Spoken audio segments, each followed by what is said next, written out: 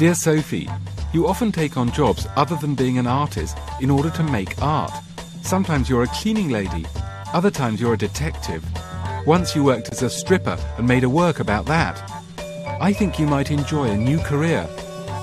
I could invite a headhunter to talk to you with a view to finding out what work you would be good at. Regards, Ben. Dear Ben, I don't need a headhunter to help me discover what suits me. I know myself well enough. The idea is amusing and perspicacious. I understand the interest it might have for you. It excites me. Amicalement, Sophie Calle. Dear Sophie, you once made meals in a different colour for every day of the week. I could cook you a special dinner in which each dish represented a different... Dear Ben, sorry to be negative again, but with the best will in the world, I cannot associate my project with this or that dish. I would add that I detest cooking. Amicalement, Sophie Calle. As one of France's leading contemporary artists, I realised that Sophie wasn't going to accept any old idea that bore a passing resemblance to her previous work. I needed a deeper understanding of her art. Sophie's big retrospective had been put together by a curator and a close friend at the Pompidou Centre. She located Sophie's work alongside other French artists who'd emerged in the 80s and 90s and who shared similar themes. When Sophie began, Christian Boltanski was beginning, so they shared interest for archives, for memory, and for something which is lost. And in each biscuit tins, there are supposed to be photographs and documents that it put in during all this time. So it's a work which is about memory, about the idea of collection, and also very much about death, because each box contains the life of one person somehow. Like Boltanski, Sophie was interested in things that were hidden, lost or invisible. In the mid-90s, she began a series of works about things that couldn't be seen. She took photographs of empty places in Berlin where communist monuments had once stood, and she asked blind people to imagine what the most beautiful thing to see would be. Now, I was beginning to worry that her rejection of my ideas might be somehow connected to this theme. She's just gone, no, no, no, no, no, no, no. Yeah, because she wants to make it on a high level. You have to seduce her with her most secret desire. When you find it, then she would agree to play, I suppose. Her secret desire? Yeah, something she's not aware of, unconscious secret desire of playing.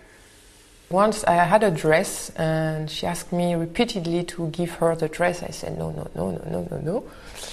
And the more I was saying no, I guess the more she wanted it. And one day when she was asking me, I said, okay, but you have to sign a paper that you give it back in 8 days, because it's my mother gave me this dress and I cannot be separated from it too long.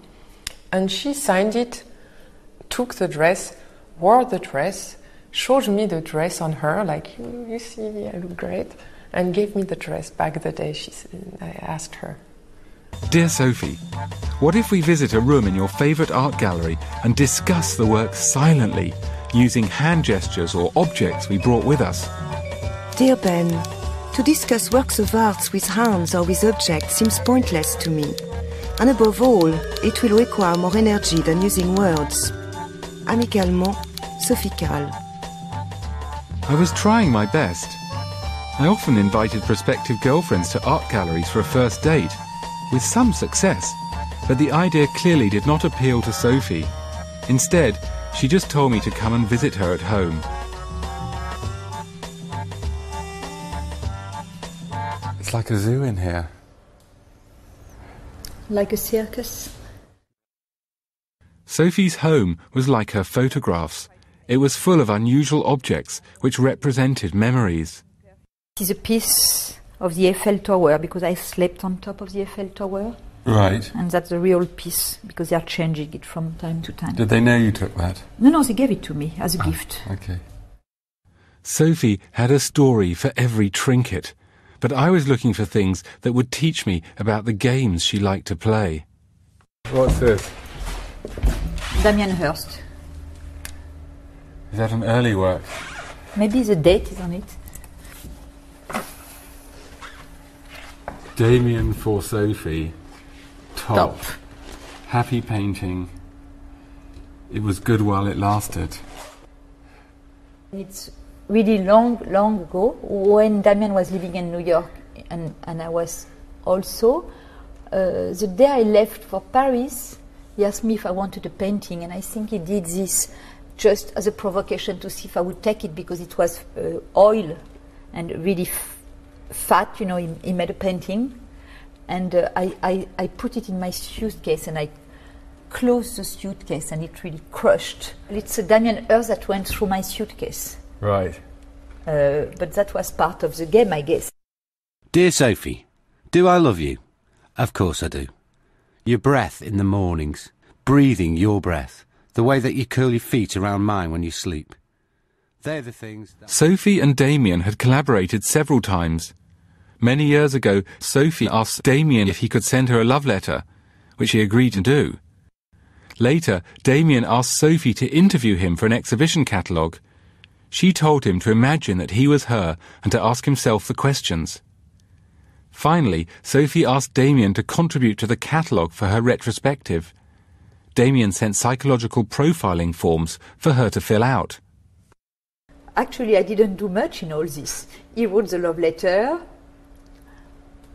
He wrote the fake interview. And maybe he wrote also the answers of the shrinks. Was Damien another one of your boyfriends? No? No? What do you say, another one?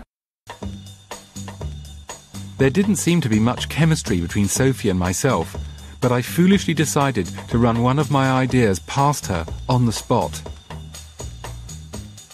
We could, each keep a little diary of the times we'd met, write 2 or 3 sentences before we met, and when we met, and after we met. It's too late, I have forgotten everything. Dear Sophie, your photographs are often of everyday objects which become signs of major emotional experiences. Therefore, I propose to bring with a set of ordinary household objects from my home that I associate with my past, and see if they also might have memories for you. Warm regards, Ben. Dear Ben, it is not my objects which concern other people, but the stories connected to these objects. It is a story of a man whose penis I don't want to see, and not that of a dressing gown which he wears to conceal it.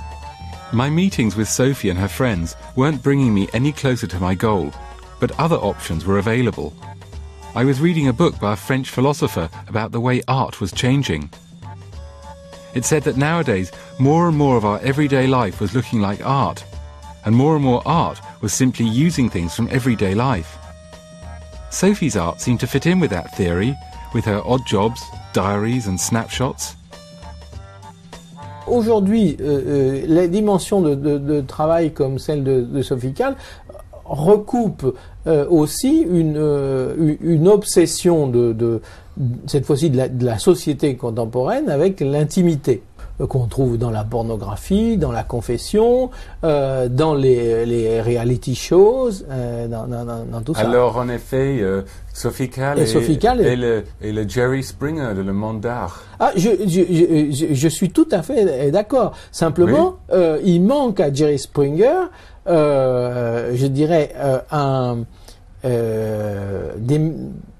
appareillage